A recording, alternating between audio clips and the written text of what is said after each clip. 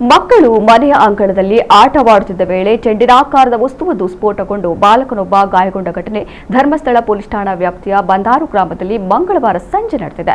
ಬೆಳ್ತಂಗಡಿ ತಾಲೂಕಿನ ಬಂದಾರು ಗ್ರಾಮದ ಬಲಿಪೆ ನಿವಾಸಿಗಳಾದ ಮುಕುಂದ ಮತ್ತು ಜಯಶ್ರೀ ದಂಪತಿಯ ಪುತ್ರ 11 ವರ್ಷದ ಅಭೀಶ್ ಸಣ್ಣಪುಟ್ಟ ಗಾಯಗಳೊಂದಿಗೆ ಪಾರಾದ ಬಾಲಕ ಮನೆಯ ಅಂಗಳದಲ್ಲಿ ಇಬ್ಬರು ಮಕ್ಕಳು ಆಟವಾಡುತ್ತಿದ್ದ ವೇಳೆ ಚೆಂಡಿನಂತಿದ್ದ ವಸ್ತುವೊಂದು ಪತ್ತೆಯಾಗಿದ್ದು ಅದನ್ನು ತೆಗೆದುಕೊಂಡು ಕ್ರಿಕೆಟ್ ಆಡಲು ಮುಂದಾಗಿದ್ದಾರೆ.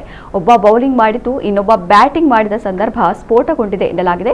ಸ್ಫೋಟದ ತೀವ್ರತೆಗೆ ಅಭೀಶ್ ಗಾಯಗೊಂಡಿದ್ದಾರೆ. ಗಾಯಗೊಂಡ ಬಾಲಕನನ್ನ ಬೆಳ್ತಂಗಡಿ ಸರ್ಕಾರಿ ಆಸ್ಪತ್ರೆಗೆ ದಾಖಲಿಸಿ ಚಿಕಿತ್ಸೆ ನೀಡಲಾಗುತ್ತಿದೆ. ಪ್ರಕರಣ ದಾಖಲಿಸಿಕೊಂಡಿರುವ ಪೊಲೀಸರು ತನಿಖೆ ನಡೆಸುತ್ತಿದ್ದಾರೆ.